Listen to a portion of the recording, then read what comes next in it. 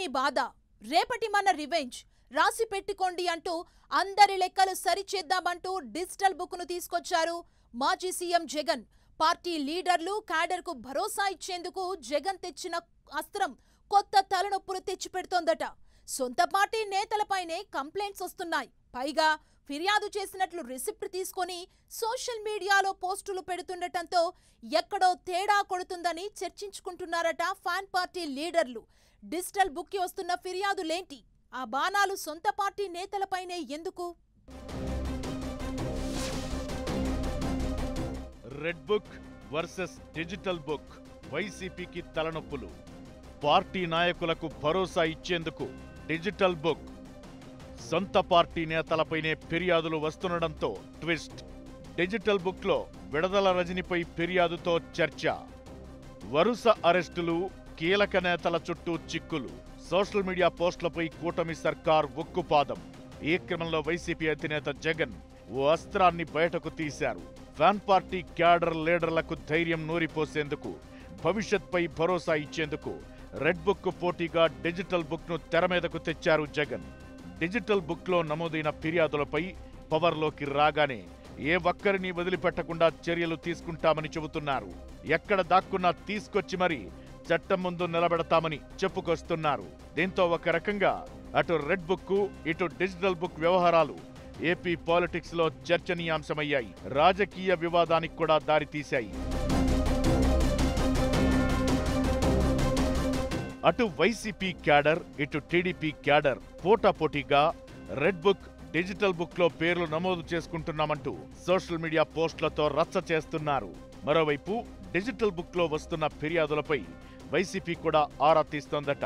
ఎక్కడెక్కడ ఏ ఆఫీసర్ తమ క్యాడర్ను ఇబ్బంది పెడుతున్నారో, ఏ పోలీస్ ఆఫీసర్ వేధిస్తున్నాడనే దానిపై డిజిటల్ బుక్ డేటాను పరిశీలిస్తున్నారట. ఈ క్రమంలో సొంత పార్టీ వైసీపీ నాయకులపైనే ఫిర్యాదులు వస్తుండడం ఫ్యాన్ పార్టీకి తలనొప్పిగా మారిందట. అయితే లోకేష్ రెడ్ బుక్ ను ఆయన రాసుకున్నారు. తమ నేతలను ఇబ్బంది పెట్టిన వారిని, అడ్డగోలుగా నోరు పారేసుకున్న వారి పేర్లు నమోదు చేసుకుని ఇప్పుడు యాక్షన్ తీసుకుంటున్నట్లుగా చెప్పుకొస్తున్నారు. అయితే బుక్ లో ఎవరెవరి పేర్లు ఉన్నాయో టీడీపీ సీనియర్ లీడర్లకు కూడా తెలియదు. కానీ డిజిటల్ బుక్ ను ఓపెన్ బుక్ గానే ఉంచారు జగన్. ఎవరైనా కంప్లైంట్ చేయొచ్చు.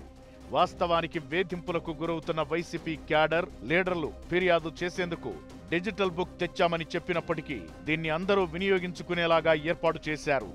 ఇదే ఇప్పుడు ఫ్యాన్ పార్టీకి ఇబ్బందులు తెచ్చిపెడుతోందట.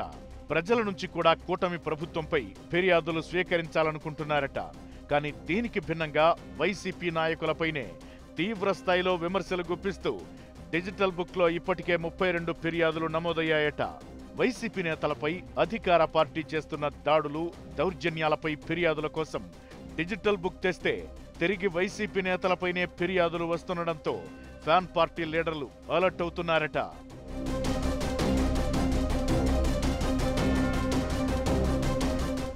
అయితే పలువురు వైసీపీ నేతల మీద ఫిర్యాదులు రావడం ఓకే. కానీ చిలకలూరిపేట వైసీపీ ఇన్ఛార్జ్, మాజీ మంత్రి విడుదల రజని మీద డిజిటల్ బుక్ యాప్లో ఫిర్యాదు నమోదైందట. అయితే వైసీపీ అధికార పార్టీ మీద అస్త్రంగా వాడాలనుకున్న డిజిటల్ బుక్ లో విడుదల రజనిపై ఫిర్యాదు రావడం కలకలం రేపుతోంది. నవతరం పార్టీ అధ్యక్షుడు రావు సుబ్రహ్మణ్యం విడుదల రజని తన ఇల్లు, కారుపై దాడి చేయించారని ఆరోపిస్తూ జగన్ న్యాయం చేయాలని కోరారు.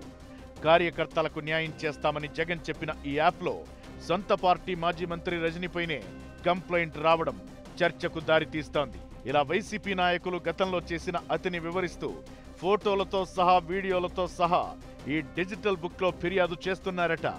చర్యలు తీసుకుంటారా అని కూడా ప్రశ్నిస్తున్నారు. దీంతో వైసీపీ పెద్దలు అవాక్కవుతున్నారట.